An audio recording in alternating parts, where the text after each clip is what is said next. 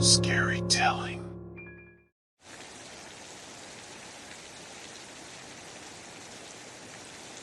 I sat on the couch, glued to the television screen as the news anchors reported on the mysterious outbreak that had taken hold of the country. The images on the screen were surreal and terrifying, rows of people lying in hospital beds, their bodies covered in a strange rash, struggling to breathe. "John, do you think this is real?" my wife Emma asked, her voice laced with fear. "I don't know, Em. It's hard to tell," I replied, trying to keep the panic out of my own voice. As the news reports continued, I felt a growing sense of unease. The outbreak was spreading quickly, and no one seemed to know what was causing it or how to stop it. The experts were urging people to stay indoors and avoid contact with others, but it was already too late for many. I knew we had to take action to protect ourselves and our daughter.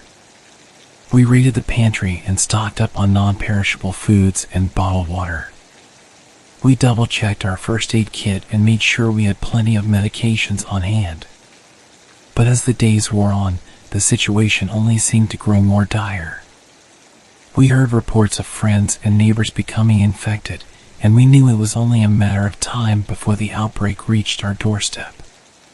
One evening, as we sat down to dinner, Emma suddenly let out a gasp.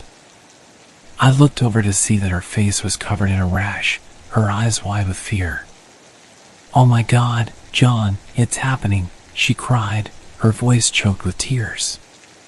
My heart racing, I quickly consulted the guidelines we had been given by the experts. I knew that we needed to act fast if we were going to protect ourselves and our daughter. "We need to quarantine you, Em. Stay here in the bedroom and don't come out until we know what's going on," I said, my voice firm but gentle. Emma nodded, her face pale with fear. I could see the terror in her eyes as I closed the bedroom door behind me and began to take the necessary precautions to keep us all safe. I knew that the next few days were going to be difficult, but I was determined to do whatever it took to protect my family. As the outbreak continued to rage on outside our walls, I did my best to stay calm and focused, knowing that our survival depended on it. As the days wore on, Emma's condition continued to deteriorate. The rash on her face had spread to the rest of her body, and she was struggling to breathe. I knew that I had to make a decision, stay and risk infection, or leave Emma behind to protect our daughter. It was an impossible choice, and my heart felt heavy with the weight of it. I spent hours poring over the guidelines we had been given, trying to find some glimmer of hope, some sign that Emma might be able to recover. But the more I read, the more hopeless the situation seemed. Finally, I realized that I had to act. I couldn't leave my daughter stranded at school, surrounded by potentially infected people. I had to go to her, no matter the risk. As I stood in the bedroom, looking at Emma lying in bed, her breathing ragged, I felt a wave of despair wash over me. I knew that leaving her behind was the safest choice, but I couldn't bear the thought of abandoning her. "I'm going to get Lily from school, Em," I said, my voice shaking. "I'll be back as soon as I can." Emma nodded, her eyes filled with tears. I could see the fear and uncertainty in her eyes, and I knew that I had to be strong for both her and our daughter. I gathered my supplies, a mask, gloves, and a full-body suit, and headed out the door. As I stepped outside, the full reality of the situation hit me. The streets were eerily quiet, and the air smelled of smoke and decay. I drove through the deserted city, my heart pounding in my chest. Every noise and movement felt like a potential threat, and I was constantly scanning the horizon for signs of danger. When I finally arrived at the school, I was met with chaos and confusion. The halls were filled with panicked parents and students, all trying to flee the building. I pushed my way through the crowd, calling out my daughter's name. I felt a surge of relief when I finally spotted her, huddled in a corner with a small group of other students. "Lily, come on, we have to go," I yelled, my voice shaking with emotion. Lily looked up at me, her eyes wide with fear. "Daddy, what's happening?" she asked, her voice trembling. "I'll explain later, sweetheart. Right now, we have to get out of here," I replied, grabbing her hand and pulling her along behind me. As we made our way out of the school, I could feel the panic rising in my chest. The infected were everywhere, their bodies writhing and convulsing as the disease took hold. I knew that we had to get out of there fast. As we ran towards the car, I could hear the infected closing in behind us, their raspy breaths echoing in the empty streets. In that moment, I knew that I had made the right decision. Emma was a fighter, and I knew that she would do whatever it took to survive.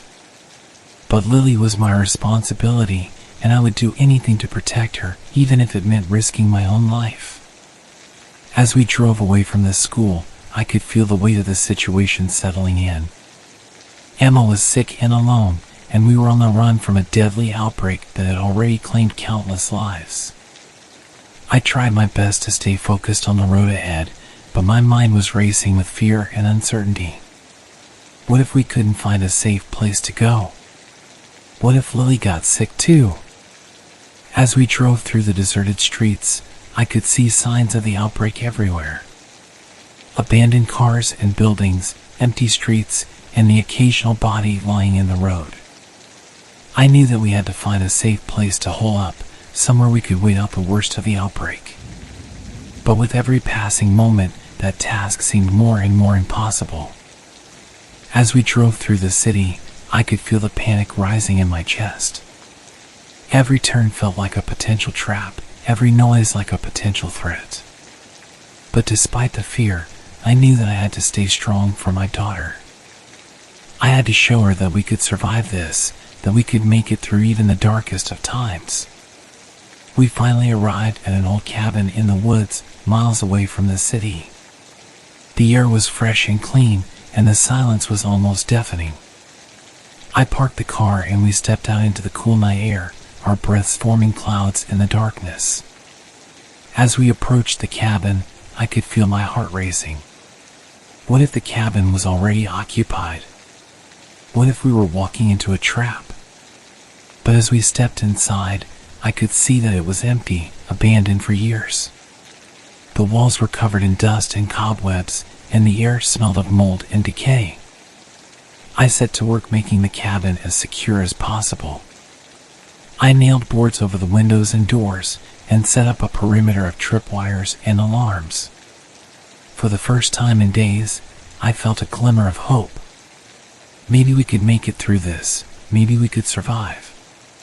But as the hours wore on, I began to realize the full weight of our situation. We were alone and isolated, with no way of knowing what was happening in the outside world. As I sat in the darkness, listening to the sounds of the night, I knew that our survival was far from certain. But I also knew that I would do everything in my power to keep my daughter safe, no matter what it took. Days turned into weeks as we waited out the worst of the outbreak in the safety of the cabin. Lily and I settled into a routine of sorts, dividing our time between scavenging for supplies and fortifying the cabin against potential threats. But despite our best efforts, the situation was taking its toll on both of us. Lily grew quiet and withdrawn, and I could see the fear in her eyes whenever she looked out at the world beyond our walls. As for me, I felt like I was slowly losing my grip on reality. The constant fear and uncertainty were wearing me down, and I found myself becoming increasingly paranoid and irrational. One night, as I lay in bed listening to the sounds of the night, I could feel the darkness closing in around me. Every creak of the floorboards, every rustle of the leaves outside, felt like a potential threat. I knew that I had to do something to regain control of my mind. I got up from bed and walked outside, taking deep breaths of the cool night air. As I looked out at the surrounding woods, I could feel a sense of peace wash over me. Maybe things weren't as bad as they seemed, maybe there was still hope. But as I turned to go back inside, I saw something that sent a chill down my spine. A figure was moving through the trees, its body writhing and convulsing as it staggered towards the cabin. I knew what I had to do. I grabbed my gun and ran outside, determined to protect my daughter at all costs. The infected was already at the edge of the clearing, its eyes fixed on me as it lunged forward. I fired off a shot, the sound echoing through the night. The infected fell to the ground, its body convulsing as it struggled to breathe. I could see the fear and desperation in its eyes, and I felt a wave of sadness wash over me. This was someone's loved one, someone's friend or family member. And now they were gone, consumed by a deadly disease that no one knew how to cure. As I walked back towards the cabin, my heart heavy with grief, I realized that we were in the midst of a descent into darkness. The outbreak had taken hold, and there was no telling how many more lives would be lost before it was over. But I also knew that I couldn't give up hope. I had to keep fighting, keep pushing forward, no matter how bleak the situation seemed. For Lily's sake, and for the sake of all those who had already been lost, I had to keep going. As the weeks turned into months, I watched as the world around us continued to spiral into chaos. The outbreak had decimated entire cities, and there seemed to be no end in sight. But despite the horror and despair that surrounded us, I refused to give up hope. I continued to fortify the cabin, scavenging for supplies and planning for the future. Lily, too, began to regain some of her spark. She spent hours reading and playing games, and I could see the light returning to her eyes. But even as we tried to move forward, the reality of the situation weighed heavily on us. Every day felt like a struggle, every moment tinged with fear and uncertainty. One night, as we sat by the fire, I realized that we couldn't stay hidden forever. We had to find a way to fight back, to take control of our lives and our future. "I think it's time to leave the cabin, Lily," I said, my voice firm.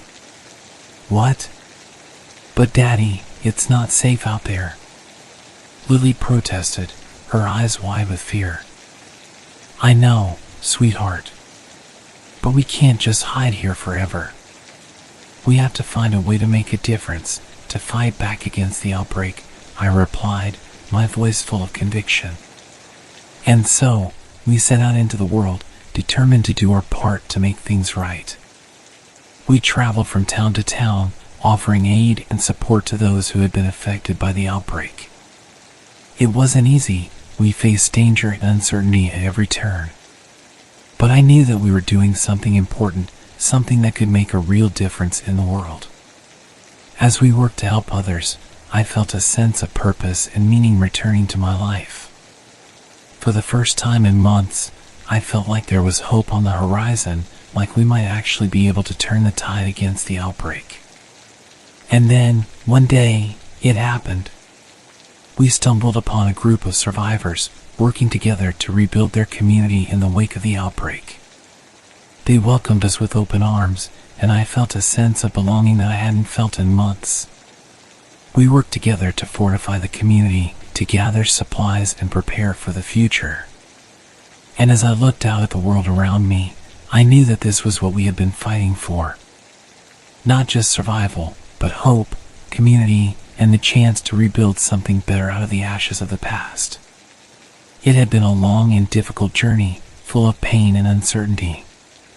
But as I looked back at everything we had been through, I knew that I wouldn't change a thing. Because even in the darkest of times, there was always hope, always a chance for a brighter tomorrow.